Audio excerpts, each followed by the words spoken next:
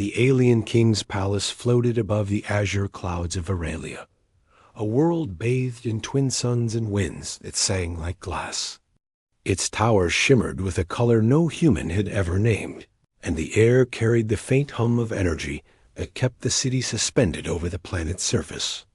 Within the grandest tower, the alien king, a figure of towering presence and shimmering violet eyes, sat upon his throne. Beside him, his daughter, Princess Lyra, moved like a fragile wisp, her delicate features hiding a mind sharper than the finest blades forged in the galaxy. She had never encountered danger, nor had she ever needed to. The king had ensured that her life remained untouched by pain or struggle. Yet that careful protection left her unaware of what strength could truly mean. The Council of Aurelia had convened to decide a matter that had never arisen in their history. A human had been chosen for Princess Lyra, a decision that rippled through the court like a shockwave. Humans were unpredictable, flawed, and dangerous, yet somehow this particular one had been selected. His name was Daniel, and he was unlike any human the Varelian scholars had ever studied. Though untrained in alien technology or the arts of war, his mind held a clarity and resilience that intrigued even the most skeptical members of the council. Lyra frowned at the concept, her fingers tracing the patterns on her silver gown. She had seen the humans before, fragile and trembling under pressure, their societies built on unpredictability and chaos. How could such a creature ever hope to match the elegance and power of a Varelian princess? Yet her father, the king, had made his decree. Daniel would be her companion, her protector, and, in time, something more. The day Daniel arrived was unlike any Lyra had known. The palace's gates parted, revealing a human who stepped forward without fear, his brown eyes scanning the vast expanse as though it were familiar terrain. The courtiers whispered in disbelief, their voices trembling with a mix of amusement and concern. Lyra, who had always observed from a distance, found herself drawn to the human in a way that confused her. There was an energy about him that no Varelian could possess, an unyielding presence that made her pulse quicken. Daniel bowed respectfully, yet with a confidence that startled the royal guards. "Princess Lyra," he said, his voice steady, "I am here as you have been told. I seek no favor, only understanding and partnership." Lyra's lips pressed into a thin line. Understanding? She had never needed to understand anyone, and yet something in his tone suggested he could see through walls that no one else dared approach. The weeks that followed were a blend of tension and curiosity. Daniel studied Virilia's technology and combat methods with a patience and intuition that impressed the scholars. He asked questions that revealed insights they had overlooked, and he adapted quickly to the alien environment, learning not only to survive, but to excel. Lyra watched him, torn between skepticism and fascination. She had never met a being so fearless in the face of what should have been insurmountable.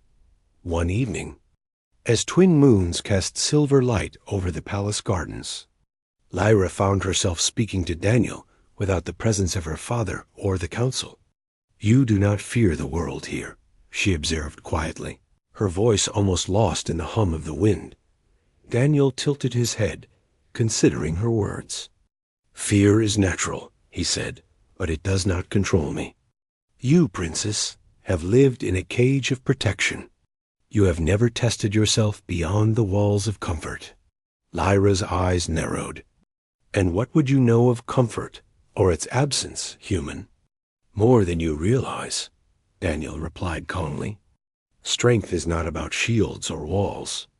It is about the courage to act when all odds seem against you." That night, Lyra dreamt of stars collapsing, of fires that danced like liquid metal, and of herself falling into darkness. But in the dream, Daniel's presence was constant, a steady hand that guided her through chaos. She awoke with a start, her heart racing, and realized that something within her had shifted.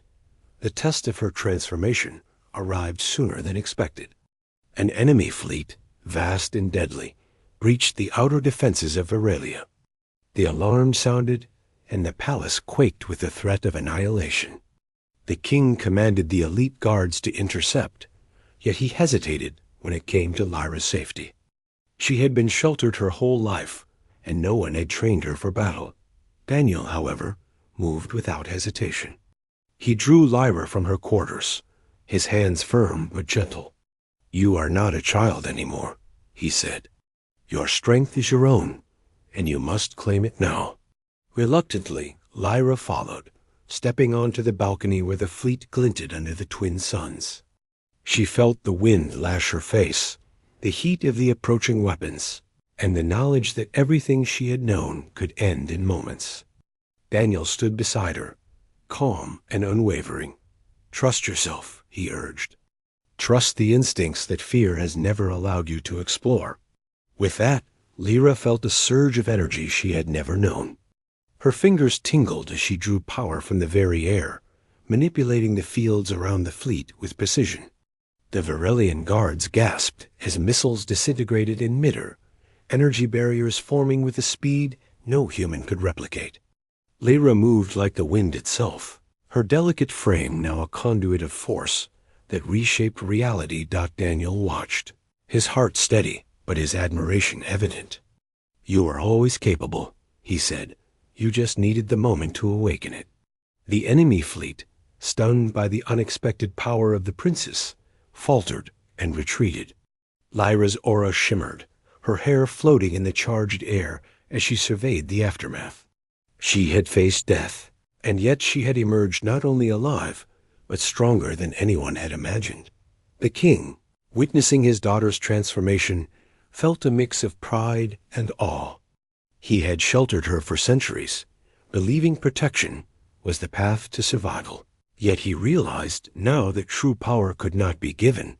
It had to be awakened. And Daniel, the human, had been the key dot in the days that followed. Lyra trained relentlessly under Daniel's guidance. They sparred, strategized, and explored the limits of her newfound abilities. She learned to wield energy fields, manipulate gravitational currents, and anticipate moves that no Varelian combatant could foresee. The palace whispered of the princess who had become invincible, yet she remained humble, always acknowledging the human who had unlocked her potential. During a council session, a skeptical advisor asked, "How can a human teach a princess such power?" Lyra's gaze met Daniel's before she answered. "Strength is not defined by species or birthright. It is defined by courage, by resilience, and by the willingness to rise when others would fall. This human has shown me what I could never see from within walls of protection." The king, his eyes softening, nodded. "You have surpassed every expectation, Lyra, and it is clear that the human is not only worthy, but indispensable." As months passed, the princess and her human companion became inseparable. Lyra no longer feared the outside world, no longer trembled before danger, and no longer doubted her own power. She had learned that true invincibility was not merely the absence of weakness, but the presence of courage and the wisdom to wield it. One evening, as the twin moons reflected upon the floating towers, Lyra and Daniel stood together atop the highest spire. "Do you ever regret it?"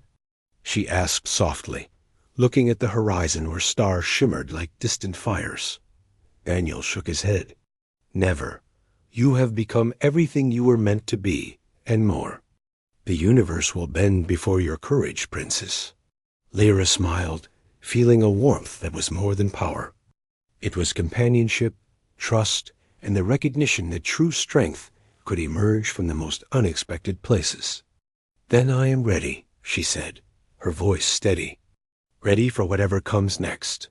The alien king watched from the shadows, a rare smile on his face. He had given his daughter to a human, defying centuries of tradition, and now he understood the depth of that choice.